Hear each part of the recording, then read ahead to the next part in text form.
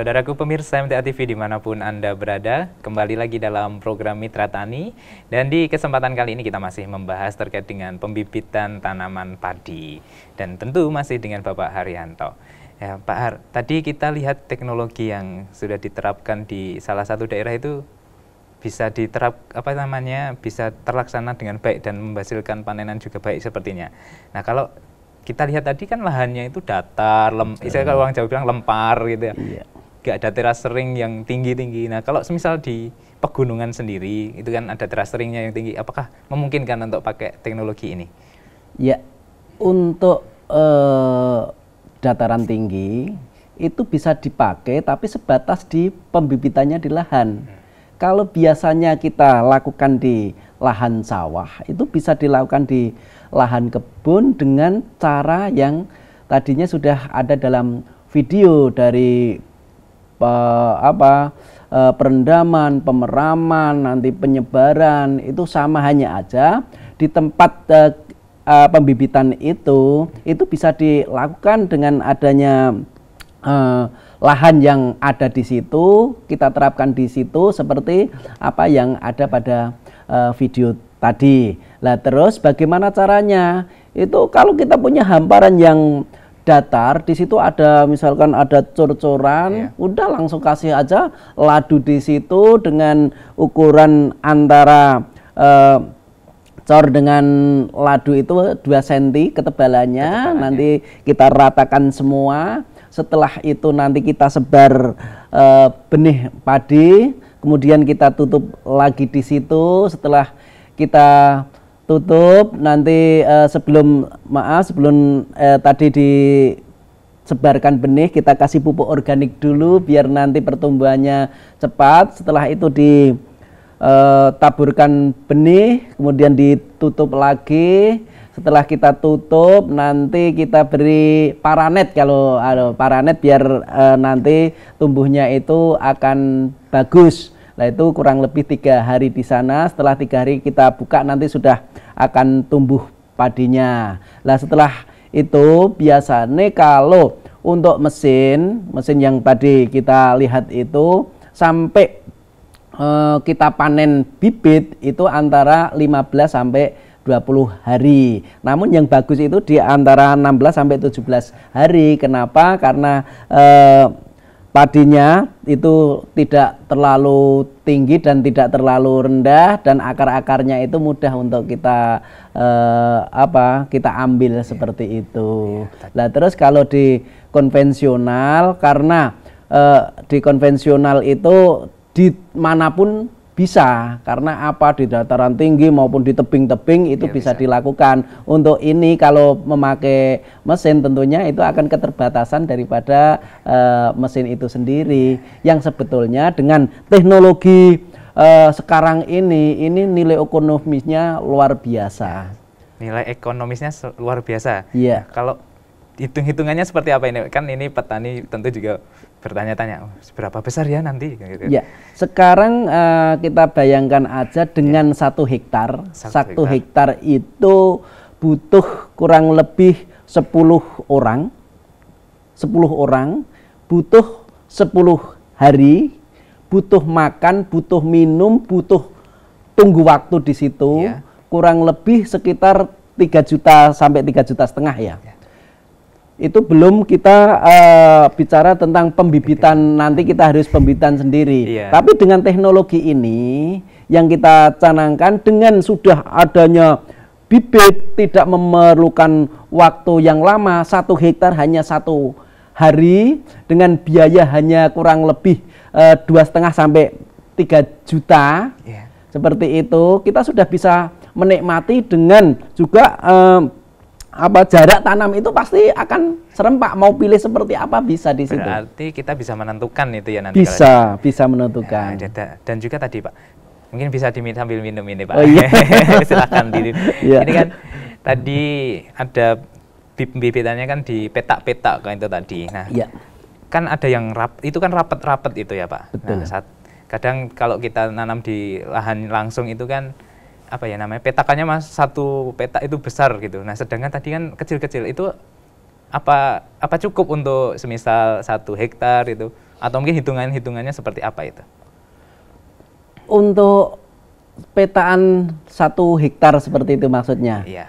Jadi untuk 1 hektar itu kenapa 1 hari saya katakan seperti itu. Beda dengan yang yang konvensional dengan daud dan lain sebagainya itu butuh sekitar 5-10 hari seperti itu. Lah terus untuk petakan kecil besar sebetulnya tidak masalah seperti itu. Yang penting dengan adanya teknologi ini, dengan datarnya suatu wilayah ini akan lebih gampang, lebih mempermudah gitu. Betul. Ya.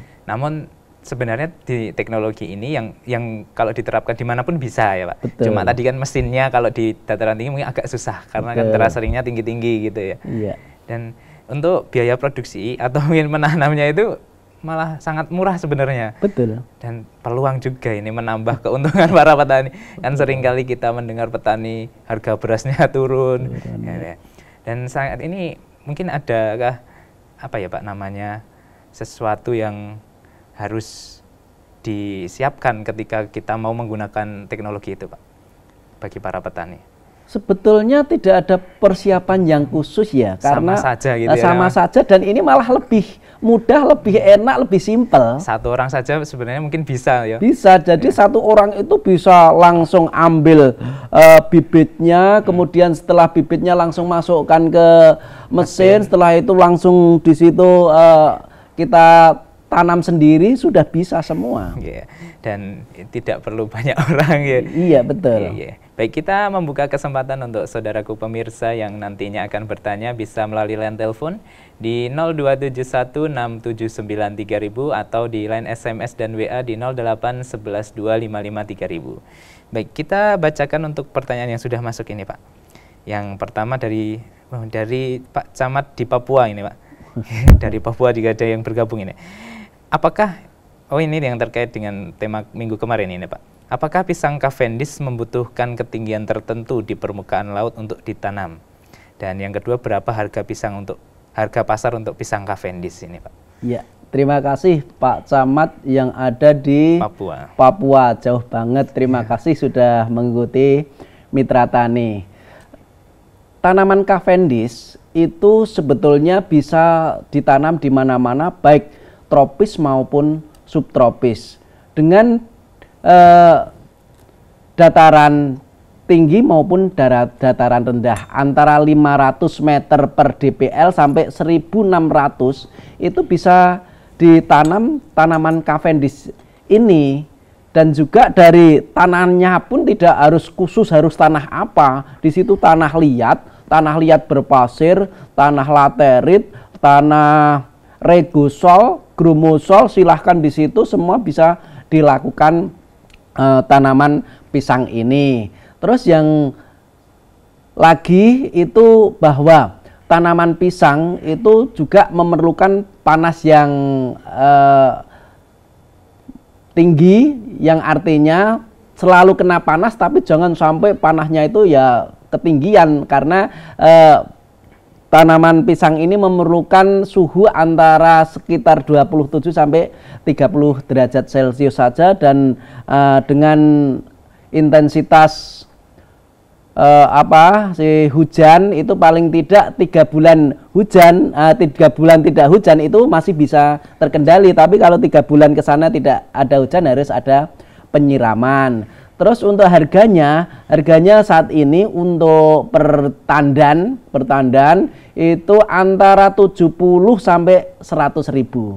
Jadi kalau 1 hektar dengan ukuran 3x3 itu ada sekitar 900 kurang sedikit. Kita asumsi aja kalau 1000 untuk 70.000 per tanaman itu akan menghasilkan 70 juta, seperti itu nilai ukurnya, seperti itu. Padahal kalau sudah panen untuk pertama itu kurang lebih 12 bulan, dari anakan ini nanti 2 bulan itu sudah akan menghasilkan lagi di situ, karena satu rumpun itu kalau yang benar itu ada 2 anakan 1 indukan. Jadi nanti setiap 2,5 bulan ataupun 3 bulan itu akan menghasilkan pisang tersebut dan terus menerus seperti itu. Dan ini adalah komoditi yang sedang in-nya untuk penanaman pisang, dan pada saat ini tidak harus bekerja sama dengan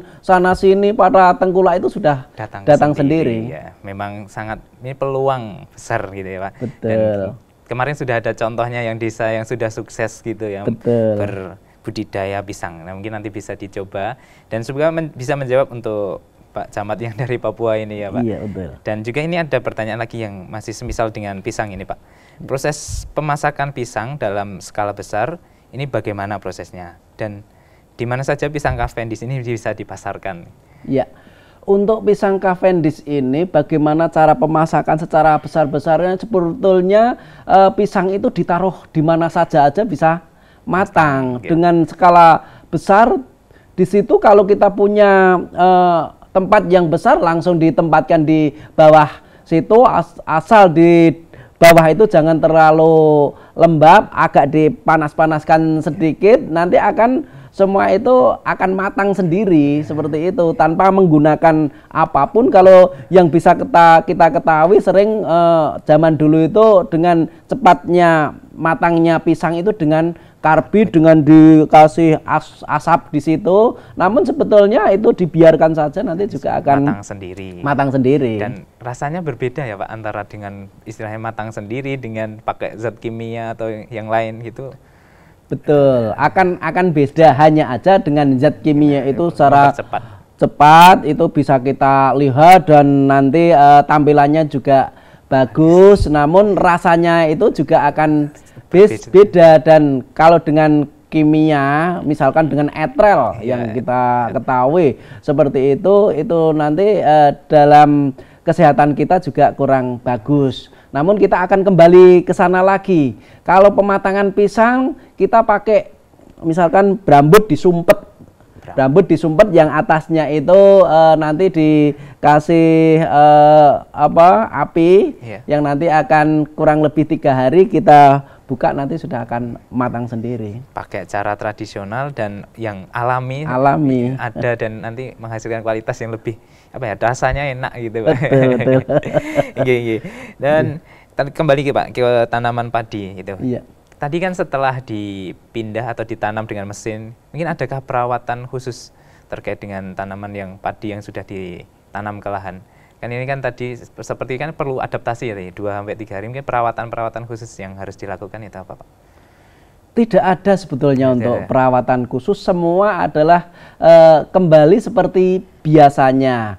Misalkan kalau dari pembibitan, mulai dari pembibitan setelah pemupukan dasar yang tadi sudah saya katakan, nanti umur 5 hari kita nanti akan kasih nutrisi ataupun semprotan pupuk daun organik yang ada di situ. Setelah itu nanti umur 7 hari ataupun umur 8 hari kita semprot lagi sampai nanti panen di umur 16 sampai 20 baru kita pindah ke lahan. Lah terus bagaimana untuk perawatan di lahan? Sama juga, nanti setelah 1 minggu kita nanti akan ada pemupukan lagi seperti biasa yang kita lakukan seperti petani-petani yang ada pada kita ini. Iya. Dan ini kan tadi memangkas yang proses-proses yang tadi ya Pak, dari tenaga yang menanam banyak, terus proses pembibitannya juga memakan waktu juga, dan lahannya itu juga istilahnya harus disiapkan gitu ya. Dan namun dengan teknologi ini bisa memangkas itu semua dan tidak mengganggu proses yang istilahnya konvensional lakukan gitu. Malah mempermudah, memperenak ya.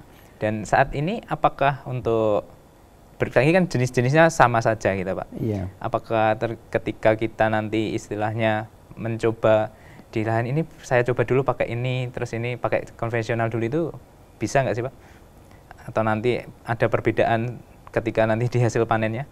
Tidak ada, semua sama. Hanya prosesnya saja yang ini beda di awal. Dan nanti kalau sudah masuk lahan itu semua akan sama. Hanya aja perbedaannya kalau konvensional itu pakai orang, misalkan kita ada jarak 22 kali 18 misalkan. Nanti karena itu yang garap itu kita tentunya nanti ya jaraknya aja akan bisa berbeda. Tapi kalau mesin itu sudah ditentukan di situ, itu pasti akan sama. Otomatis nanti sama. Dan ketika nanti ada istilahnya ada kita apa ya namanya nyulami atau wah ini kan lebih mudah gitu lebih mudah lagi. Dan kalau ada rumput liar itu pakai tenaganya apa ya gampang gitu ya. Betul. Ya mungkin terakhir ada yang disampaikan ke para pemirsa supaya istilahnya bisa menggunakan atau mungkin mencoba dengan teknologi yang terbarukan ini, Pak. Ya, sahabatku mitra tani dimanapun Anda berada, bahwa pembibitan padi ini sering kita lakukan dimanapun kalau kita akan menanam padi. Namun selama ini kita selalu menggunakan konvensional yang itu sebetulnya walaupun itu mudah, namun akan lebih mudah lagi yang seperti kita lihat tadi dengan teknologi masa kini. Namun dari itu semua tidak menghilangkan kaidah kembali ke alam ataupun semua menggunakan organik agar alam ini akan tetap lestari. Semoga informasi ini bisa bermanfaat untuk para pemirsa dan patutnya kita coba ini ya Pak. Ya, terima kasih atas informasinya ini Pak Har. Jumpa lagi di kesempatan berikutnya. Assalamualaikum warahmatullahi wabarakatuh. Waalaikumsalam warahmatullahi wabarakatuh. Baik saudaraku pemirsa MTA TV dimanapun Anda berada. Demikian tadi telah kita ikuti dan simak bersama program Mitra Tani untuk kesempatan kali ini. Dan kami ucapkan terima kasih atas partisipasinya serta mohon maaf apabila ada salah kata dan perbuatan yang kami lakukan. Dan akhirnya saya Wahid Arifuddin pamit undur. Assalamualaikum warahmatullahi wabarakatuh.